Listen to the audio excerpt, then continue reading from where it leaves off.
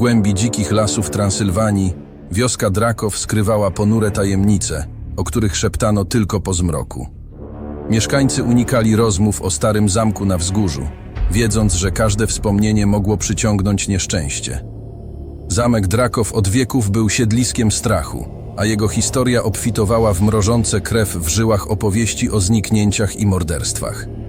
Wiosną 2024 roku grupa ambitnych naukowców z Uniwersytetu w Bukareszcie postanowiła odkryć prawdę stojącą za legendami. Zespół składał się z Adriana, utalentowanego archeologa, Liny, biolożki specjalizującej się w badaniach nad nieśmiertelnością, Tomasa, historyka znającego wszystkie lokalne legendy, oraz Natalii, ekspertki od technologii i komunikacji. Kierowani ciekawością i nadzieją na przełomowe odkrycia, wyruszyli do Draków, mimo ostrzeżeń ze strony lokalnych mieszkańców. Po długiej podróży przez gęste lasy dotarli do wioski, gdzie zostali przyjęci z nieufnością.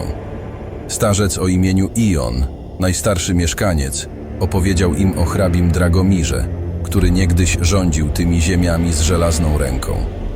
Hrabia, opętany ideą nieśmiertelności, przeprowadzał nieludzkie eksperymenty na mieszkańcach wioski. Kiedy wreszcie został zabity przez buntujących się chłopów, jego duch miał przysiąc zemstę i nawiedzać zamek na wieczność. Ekipa naukowców, pomimo rosnącego niepokoju, postanowiła kontynuować swoją misję. Pierwszego dnia eksploracji zamku odnaleźli dziennik hrabiego, który szczegółowo opisywał jego eksperymenty. Były tam wzmianki o tajemniczym serum, które miało dawać nieśmiertelność, ale za straszliwą cenę, degenerację ciała i umysłu.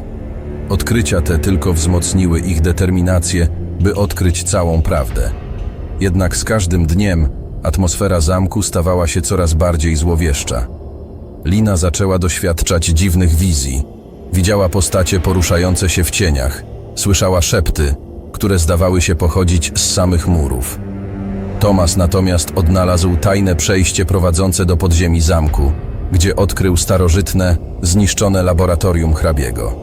Podziemia były pełne zardzewiałych narzędzi chirurgicznych, starych ksiąg alchemicznych i dziwnych, szklanych zbiorników. Jeden z nich zawierał ciecz, w której unosiło się coś przypominającego ludzkie ciało. Gdy Lina zbliżyła się, zauważyła, że oczy istoty otworzyły się, a usta wydały przeraźliwy, nieludzki krzyk. Przerażeni, ale zdeterminowani, kontynuowali badania.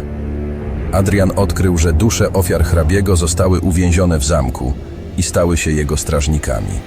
Była tylko jedna droga do wyzwolenia – zniszczenie ciała hrabiego, które nadal spoczywało w głębinach zamku.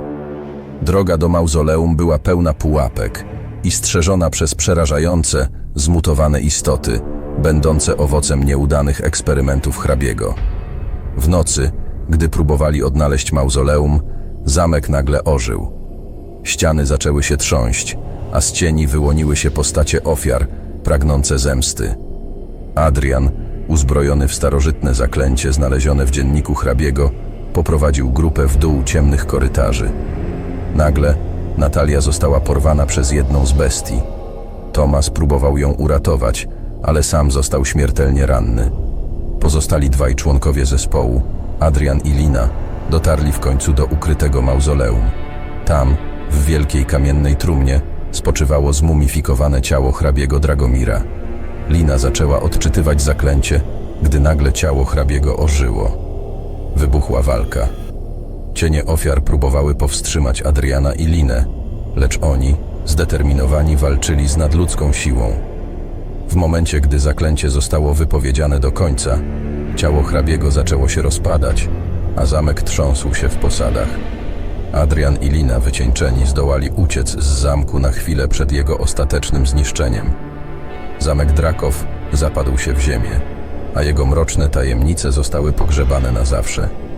Jednak Adrian i Lina, naznaczeni tym przerażającym doświadczeniem, wiedzieli, że choć fizyczne zło zostało pokonane, jego echo na zawsze pozostanie w ich umysłach. Opuścili wioskę Draków, pozostawiając za sobą przestrogę. Niektóre tajemnice powinny pozostać nieodkryte, a żądza nieśmiertelności często prowadzi do wiecznego potępienia.